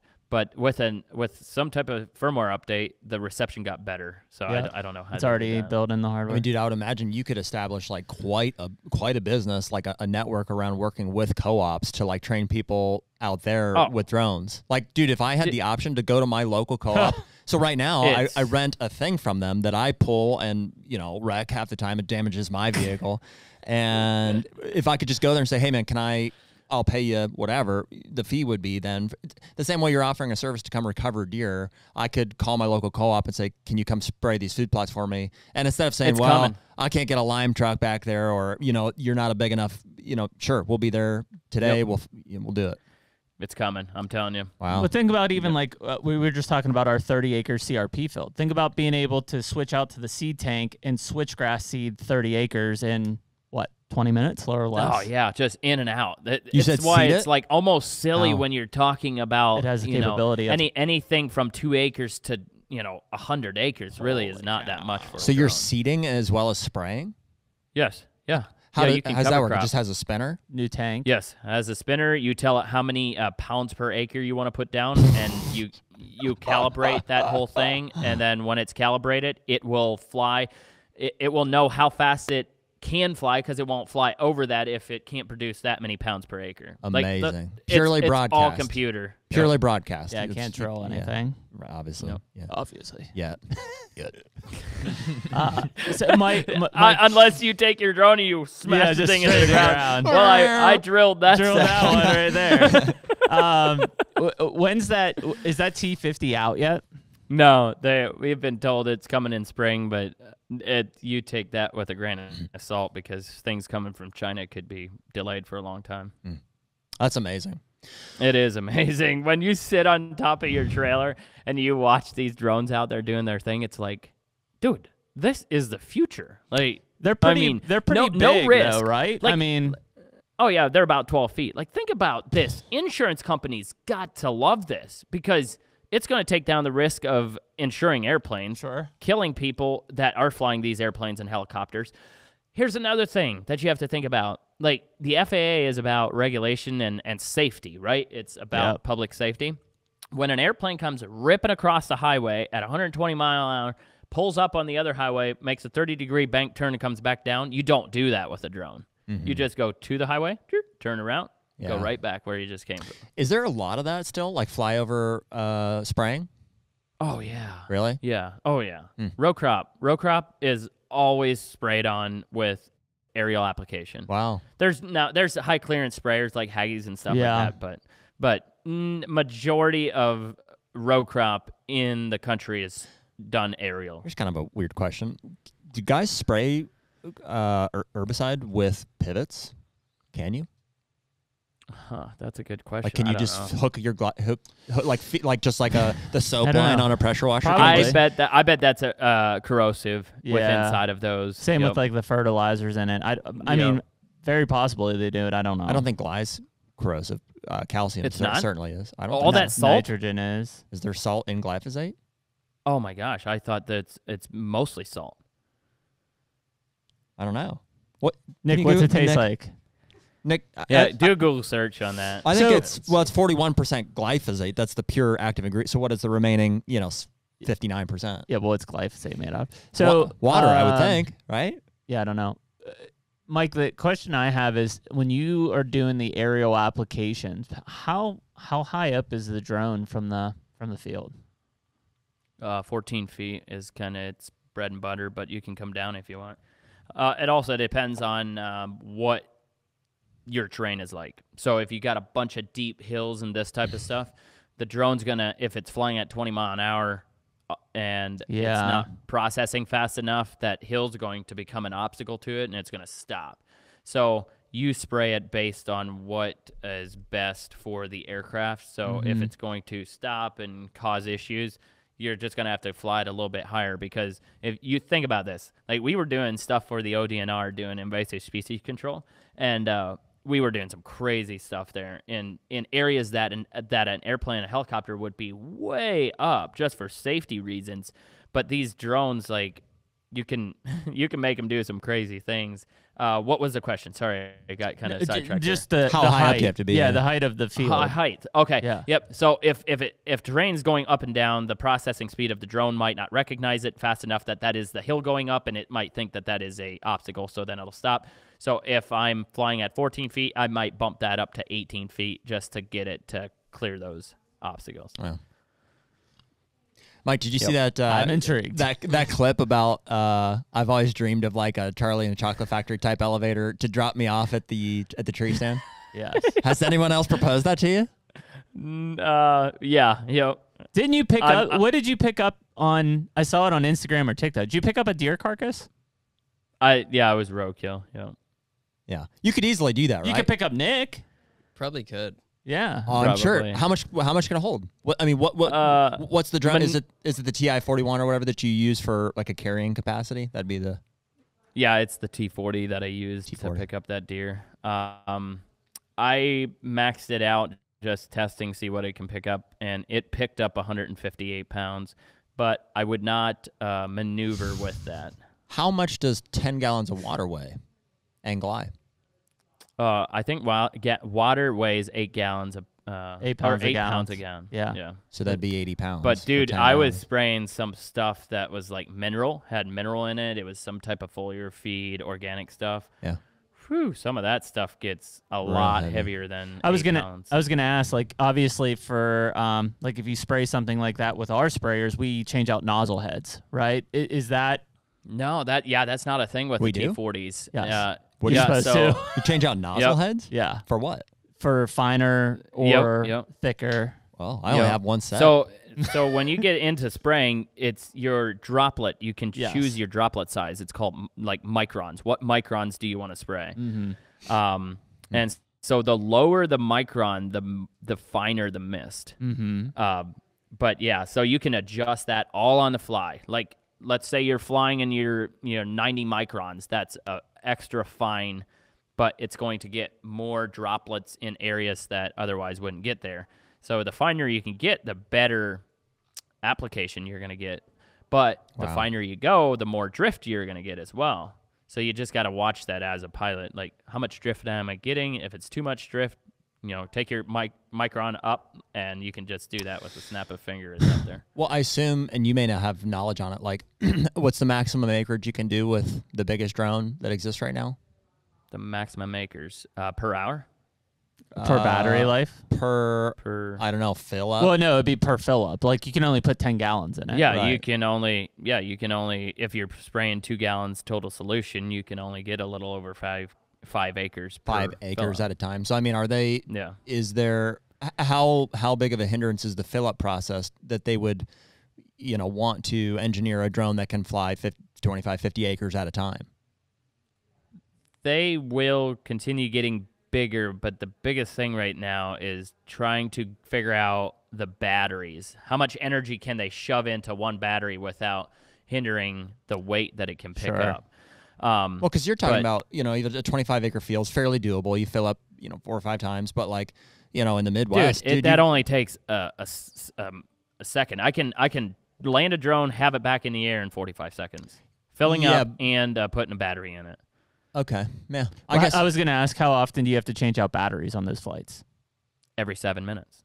Every 7 minutes. Wow. Yeah. So if I spray a 5-acre field and I am very close to the field, I'm not ferrying a long way. That you as a drone sprayer will become very good at learning how to manage energy, because it's all about being efficient, managing your energy. Because when the drone is full, that sucker is using battery. And I mean, you can just watch the percentage go down, like tick, tick, tick. So if you're flying a long way with a full tank of, product, you might not get it all off, dumped out by the time you have to return. Is battery? So now you have to think about it. If I go over there and I don't get it all off and I hit 20% battery and I still got 2 gallons of fluid still in it, now I got to carry that fluid back with me. Now you're going to use even more energy because you have to bring the fluid back. So does it make sense to not take as much fluid, get it all out, and then return empty and not using as much battery? 7 minutes. Is battery the most efficient power source? What would be some alternative, like nuclear power, like diesel, gasoline, Yeah. So we were just talking about yesterday, why don't they use little gas engines on them? And the problem is you can't do that and have independent motors, right? Like if you do one engine, you need one engine on each prop. Okay. Or you have one engine and you have shafts going out. But how do you change when it stops and it rotates and it goes the other way? Like how are you going to do that without ECUs and different motors doing different things? Well, what would be the difference? It'd just be a fuel supply, right? Like No. Like one prop will slow down and the other will speed up to get it to turn. Because I see. And it would need a different. Well, couldn't you have interactive is maybe not the right word, but basically smart fuel pumps? So, hey, we know this prop or this motor's pulling at a certain different energy level, just like it feeds battery intelligently. Couldn't you design a fuel pump that's is injecting fuel at that rate? I'm gonna say probably not, or that's the direction they would have gone if they think it's more efficient and a better way to do it. Because I think of the lag on diesel or gas engines is slight. Power is instant with battery. What about a helicopter is probably the closest, right? Aren't there helicopters with multiple props? No, it's not closest to the drone. I mean, it's similar. What's closer? Your brain register a drone as a helicopter, but it's not. A helicopter has one rotor, and that rotor is controlled by a tilt. There are little remote control spray helicopters, but they're not like these drones that have a quadcopter. Quadcopter. There are helicopters with multiple props, correct? I'm sure there are. I have never seen a helicopter. Google that. What's that? Helicopters with more than one prop. Duals. Yeah. Like the like military you're talking one. like a Chinook. Yeah, like a Chinook. Like a Chinook. Yeah. I like that. Yeah. So why are you saying that? Well, we're trying to figure out, we're talking about alternative energy sources for drones, and why don't they use gasoline? And that led us to, helicopters use gasoline. Why? How is the technology different? And so Mike's saying, the power source prop is such, energy. right? because it's it has to pulling be it different. distributed. Exactly. Mhm. So what I proposed, like a smart fuel injection system to achieve that with gasoline.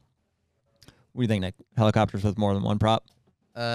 Yeah, it says a tandem rotor aircraft is an aircraft with Chinook. two large. Yep. Yeah, should I? Yeah. I'm sure but there that's are, obviously not standard. I mean, most Yeah. helicopters have, the main Single. rotor and then Well, a but tail they're rotor. doing it. The technology exists, at least for that. Even a regular helicopter, Mike, has a rear prop. I know it's not doing the exact same thing, but Yeah, the tail. Yeah, but that's what I'm saying. You can get little helicopter sprayers, but I don't think they're as efficient as these drones are with battery. maybe not. Well, yeah, and I mean, I guess when you start to go down the drone path, like rewind to whatever, 5 years ago, and like Yep. the creation of drones was based on small drones and batteries. Right. So, maybe there are drones out Yeah, it's there. like I with- tell people on the Phantom, right? When DJI released the Phantom, Yep. that thing without a camera was a big old square drone, Yep. and the thing lasted for 10 minutes without any camera or anything. Yeah. Now our cameras, DJI produces a little drone this size that'll fly for 30 minutes, has a camera and has all this stuff. It's just, it progresses with time. They figure out what works better. How long's the thermal drone last? I tell people if you go from 100% battery to 0% battery, you could probably get 40 minutes out of it. Oh, wow. But if you go from 100 to 20, you're 30 minutes. Yep. So it is the weight and the energy that it takes to literally, that's what's draining battery. Yes. I mean, the size of the T40 is enormous. Yeah. Like, it is an enormous drone. Well, it is. Yeah. But I'm Yeah, just... measured across, it's 11 foot 6 inches or 11 foot 8 Holy inches. Well, but shnikes. just compare that to, like, I'm looking at, like, the amount of money invested and the size of the equipment that's used to spray stuff currently. I mean, it's not a small business. Like, this is I mean, those high hundreds sprayers of are millions of dollars. Those high sprayers are hundreds of thousands of dollars. Yeah, Yeah. I think a high clearance Haggy, the farmer wouldn't tell me what he paid for it, but it was over $500,000. Yeah, exactly. And he can only go $500,000? spray. Yeah. Yeah, he can only go spray his fields if it's fit to go in, like not muddy or Dry. anything like that. Mhm. I could set him up with a complete spray rig with like a trailer that we're designing and 2 drones that can spray all his acres up to 500 acres per day for $100,000. Total. Like if you start doing the Wow. numbers, these farmers will without a doubt 100% have their own drone spray rigs. Yeah. It makes sense. Amazing. Mike, I assume you need. See, this is where I'm going because I'm already thinking about it. I assume you need 2 people to lift that thing out of a truck. No, Really? no, it folds up. So Yeah? the T40 folds up. You get behind it, you kind of rotate it up, and you back it out. Could When Nick- the battery could Nick is do it? in it, it's not super heavy. I think it's, well, I guess it depends on how big of muscles you got, but Yeah, it's Jared's like 80 big. As I said, could Nick do it by himself? Probably not. 80 Probably pounds not. is what they It'd weigh. fall on him like the air conditioner and Happy Gilmore, and the lady would be like, 80 "Get this pounds? thing off of me!" I could probably do 80 pounds. 80 pounds? Yeah. I Yep. don't know. That's like 3/4 of your body weight. You're bust a nut. Okay. I'm super interested in it. Yeah. Oh, it's so fun. The ag gets me fired up. I could talk ag for a long Well, time. the versatility of obviously for me deer grow and then chemical spraying, but then you add in broadcast seeding, and dry fertilizer if you want. Oh yeah, there's lime. You can do pelletized lime as well. Yeah, so there's a huge application there, and again, for we talk about it all the time. I mean, the thing they're not making any more of is time. Like Sure. the amount of time that I spend spraying Glide and then Yeah, I broadcasting mean, it's like and mowing your lawn. It's a major inconvenience. Holy if you could cow, find some- man. Hey, do you have a drone that can cut my I'm just gonna grass? glyphosate my lawn every. I'm paying a kid $75 every time he cuts it. If you can save me some money, I'll I mean, give you a dude, one-time I'm telling cost. you, like I couldn't tell you. We're how gonna much- revolutionize the lawn mowing industry. I couldn't here. tell you how much time I spent, spraying and seeding. Oh, I'm telling you, dude, I could cut that probably less. Well, less than half. Easy. Yeah. Easy. And probably Well, maybe not save money, but I mean, dude, think about the standard for food plotters. Like you got to buy a Ranger or some sort of UTV. I was gonna You got to say- buy the sprayer. You got to spend money to go out to the thing, and then the time to do it. I was gonna guys, say, guys, the you got to pull up my transportation. video of me spraying my 3 small acre food plot. I did it on purpose to just show people, like how it works. Like it's almost embarrassing how quickly you can spray. Wow. It doesn't quite make sense to buy one just for 3 acres, but it's so quick. I mean, so quick. I travel a lot, so I usually have to pull my Ranger. I have to pull my sprayer with it, right? So I've got a trailer that I'm pulling that stuff. And then in a lot of my farms, sometimes like where I'm at, water access is hard because we're filling up a 60-gallon thing.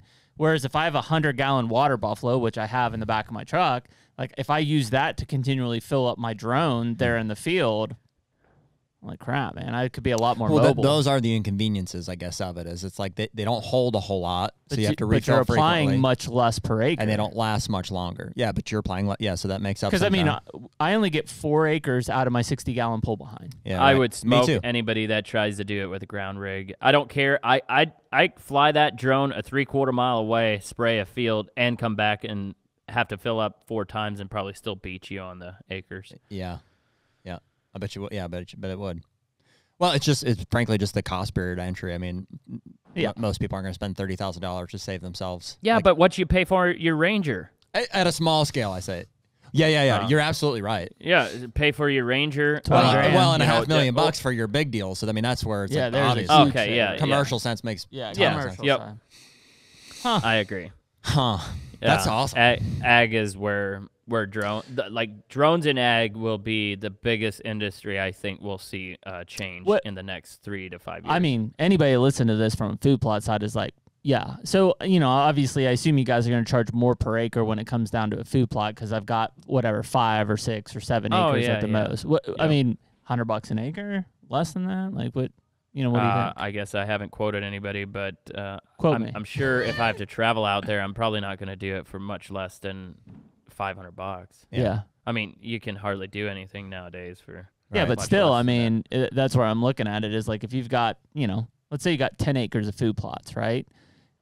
I basically would have to have you come out 33 times to buy the rig. Well, I almost feel like I have to say, like, Mike, don't forget about us food plotters because, like, dude, the commercial side of it is so much bigger probably than the food plot business. Oh, yeah. Yeah. I mean, Don't forget about us. It's livelihoods on one side and just hobbies and passion on the other. Right. Yeah. I love Do that, you know what though. I thought about starting? Mm. Is a corn service delivery with a drone. Holy Did you shit. Did you see me deliver that corn? No. What, you didn't see it? You filled up the I dry? can drop a. Oh yeah, I can drop 100 pounds of corn in a few seconds. Just give me a coordinates where I'm going, and it'll be right there. No scent, nothing. I can fly it there, drop it off, and there you go. It's Jared's worst nightmare. Crazy. That's wild. I know. Well, it's happening anyways, whether people are saving money on it or not, doing it more efficiently. That's what it is. crazy. The HUNTR Podcast is brought to you by Muddy. Man, Jared, we probably have been using Muddy products for at least 10 years now. It's a long time, dude. It's been a long time. And I can remember when it was simply just safety harnesses and camera arms of all things. And, that's evolved to where you and I both have a bunch of Muddy box blinds as well. I would say a bunch, but yeah, they've come a long way, and certainly the box blinds are huge. Shot that buck over your shoulder out of a Muddy box blind a couple of years ago. The harness and all of the other safety accessories really are a major component of what Muddy offers for me. We've had some injuries in the past. I've had some tree stand accidents. This is all back before we were using, frankly, harnesses, the lineman's belt while we're hanging stuff, and the safe lines. I have those in every single one of, our fixed tree stands now, and so we really have made safety a priority. That's a big deal for us, and Muddy has everything we need for that. Yeah, and I think the cool thing about Muddy is anyone listening to the HUNTR Podcast can save 20% using the code HUNTR20. That's HUNTR20. Anything that you can see on the Muddy Outdoors store online, use that code, save yourself 20% for this hunting season. Go Muddy. Mike, you guys are getting into, or have been into for a while, like what is the survey side of, like, are you guys, so off-season stuff or even during season stuff? Like, are there, because Mike Rex brought that up yesterday in terms of, like, doing surveys. Yeah. Yep. So we call it a herd analysis, but according to a biologist, he said it'd probably be better to call it a deer census. Mm-hmm. Don't know what that means, but Same. Yeah, we call it a herd analysis. Basically, we'll fly your property in a grid pattern, count all the deer there, give you an antler versus antlerless count, and data that is, I don't know how to prove it, but I would say it's like 99% accurate. How about in terms of like size or age class? Like what information is the consumer I'm left not with? a biologist, and I can't read deer like that. I know you can't, but like, what can you provide the person who's paying for that service to make an assessment on either of those two things? Are they pictures of the deer? Are they? Oh yeah, I mean videos. Whatever you see on my YouTube videos, right? You can see the deer, and you'd have to pause it probably and try to zoom in and see if you can figure it out. If you want me to look at every deer and get, I'm gonna have to get a little closer, zoom in probably, and do this and that. But that's not really something I was doing. I would probably charge more if that's what it's going to be. Sure. But for the most part, it's just flying, grids going down and back and counting, dropping pins where the deer are, and then telling you, hey, I counted, 100 doe and $60. I don't mean to ask on everyone, but I'm intrigued by every single one. How much, what would that cost me? It depends on acres and how those acres are laid out. So is it hilly with all timber, or do you have 1,000 acres and only, 600 of it is timbered? And is that 600 hardwood timber, or is that 600 pine tree timber? So there's a lot of variables. Let's say I got 100 acres, 50-50, timber and tillable. Oh, yeah, $450. Okay. Wow. Yeah, that's not that hard to do. And then are you only flying that in the summer, so the velvet shows, or how for antlers, or how are you doing that? No, I'm doing that when the leaves drop, and then I zoom in to see if it has horns or not. Wow. Just like I do now. Does it matter? I mean, could you do both? Could you do in the summer? And the summer, no, because I'm not going to feel comfortable with the number I give you because there's too many other places for them to hide that I can't see them. Gotcha. Yeah, the foliage is so. Less foliage This is like a postseason. Yeah. Yeah. Yep. Less I got guys that are wanting to do it right now, and I'm like, doggone, how am I going to figure this out? We're in the heat of drone deer recovery. Yeah. And now we got to go count deer on thousands of acres. I mean, I'm not complaining. Right. Like, sure. Doggone, good problem to have. You're paying me to come count deer flying drones. Like, that's amazing. I would have never thought that there's a business for that. But there is. Good for you. It'd be cool. Like that place I'm getting, Madison's timbering down in southern Ohio, 230 acres. Post season, when all the timber and treetops are down, see how many deer filter back into there.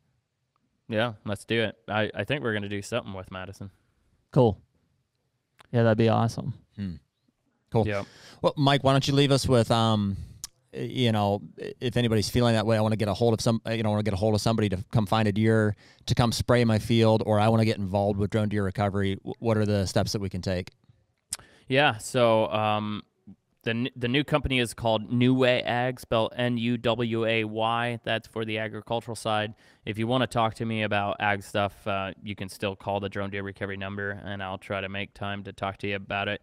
During this season, it's a little tough to talk ag right now since we are into drone deer recovery. Yeah. But if you need a deer found, go to dronedeerrecovery.com to find a pilot near you. And then as far as we're not really like having anybody join our personal team at this time.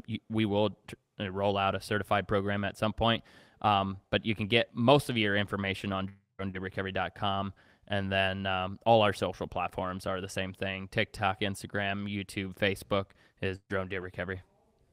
Right on. I'll probably be talking to you about a agricultural drone at some point here. All right, Mike, we'll let you go, man. I know it's a busy time of year, so we appreciate you taking time for us this morning. And one of these days, we'll get you out here in person. I know you've offered to fly in a couple of times, but maybe not this time of the year. It's the busy season. This is the busy season. I was definitely gonna do it today, but with trying to finish that story, and I think that will be one of our best stories yet coming that we did last night and then finished this morning. Awesome, man. Well, we appreciate even the remote. And we'll talk to you next time. Alrighty. Right, okay. buddy. I appreciate it, guys. Have a good one. Whew. Old Yoder. Some interesting talking points there, though, in terms of obviously everybody on the same page of like using the thermal drone to like actually stalk and hunt a non-wounded animal. No. It's obviously a no-no. Yeah. That's hunting with a drone. And using it to find and recover a dead deer. I think we're all perfectly fine with that. The problem with it is you don't know that until you find it. Have gone through the recovery process and find it still alive. Yeah, and then now that hunter has the information and the location to make a decision of whether to then go in there and shoot the animal, which is hunting. And it's one of those things where it's like, you know, it's you have to draw the line somewhere. You have to make a law to protect how people do that. But, you know, there also are going to be circumstances where it's not ethical to not go recover that animal. Sure. You know, it's there. It's clearly, you know, it's suffering. It needs another arrow. Well, I mean, that's I don't know if it's ethically or morally. Like, I mean, if a deer is gut shot and you find it and it's still alive but barely, and it should, you know, morally be put out of its misery. The fact is from a hunting ethics standpoint, if you leave that deer alone, it will die there. So it's the moral side of putting an animal out of its misery versus the legality and the maybe it won't die.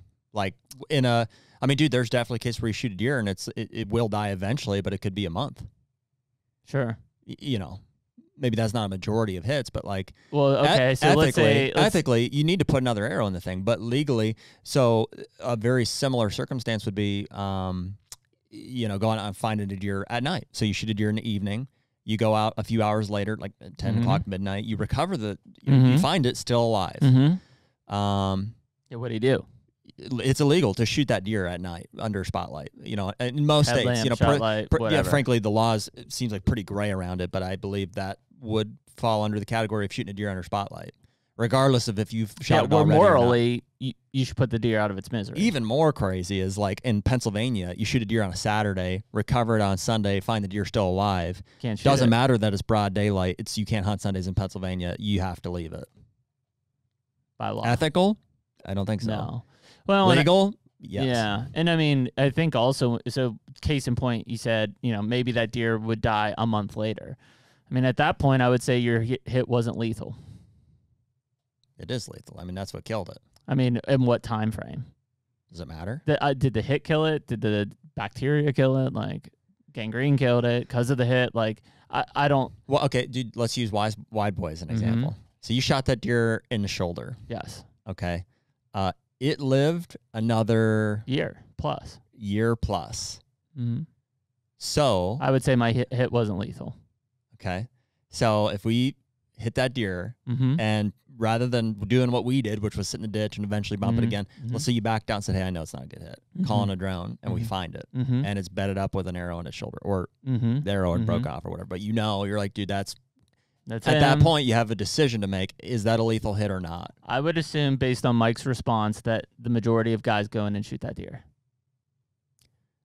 And it begs the question, is that the ethical thing to do? Because that deer eventually died from that shot. I think it's the ethical thing to do. Right. I don't think it's the legal thing to do. I know that it's not legal to do that. Because that's hunting with a drone.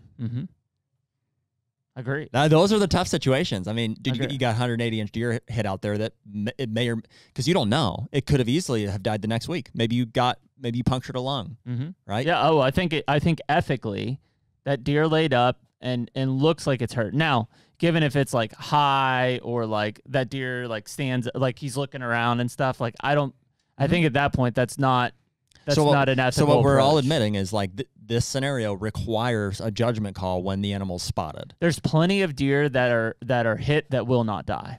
It sounds like most of them. Yeah. Most of the ones that they get called Well, on. To your point, do they die a month later? I don't know. They don't die within the time frame of finding them. Yeah, and that's not a majority of deer. I think a majority of deer that get hit lethally die within 72 hours. Yeah, but I would assume most people give up within less than 24 hours of finding them. Maybe. For sure. I don't know. I mean, a lot of guys put in a lot of effort to. Yeah, they do. 10%. The 10% of guys that guys are grid searching and stuff. The 10% of guys who are very like hardcore hunters. We've talked about this before. That's no disrespect to the 90% of the general hunting public, but the 10% of guys, especially for a buck or a big buck, will look hard for it. Yeah. The 90% of guys, they don't find blood, they're done. Yeah.